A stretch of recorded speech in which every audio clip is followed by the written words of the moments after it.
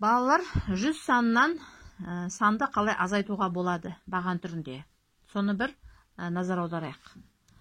100 азайту 62 деген сан болса, мысалы, астын сызамыз.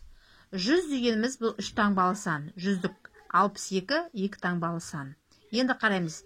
Айтылып кетті. Біз бірінші соңғы тұрған бірліктен бастаймыз. Бірліктен бірлікті азайтамыз, ондықтан ондықты азайтамыз, сосын бар 100-ке түсеміз. Енді қарайық. Бұл жерде жоғарыда бірлігіміз 0. 0-ден бізге 2-ні азайт дейді. Бірақ біз 0-ден 2-ні азайта алмаймыз. 0-ден 6-ны азайт дейді. Бірақ 0-ден 6 азайтылмайды.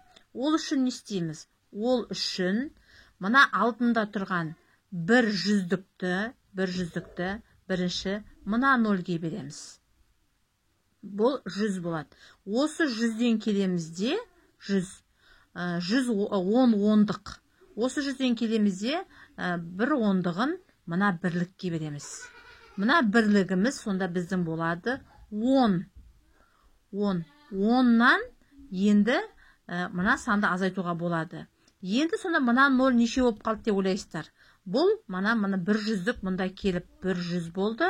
Енді бұл 100-діктің біз бір ондығын мынаған алып кеттік. Сонда 100-ден 10-ды алғанда бұл жерде 9 ондық. 90 дегеніміз ол 9 ондық. Сонда біз бұл жерге 9 деп жазып қоямыз. Енді азайтуға болады. 10-нан 2-ні азайтамыз. Неше болады? 8. Келесі 9-дан 6-ны азайтамыз. 9 ондықтан 6 ондықты азайтқан кезде 3 ондық.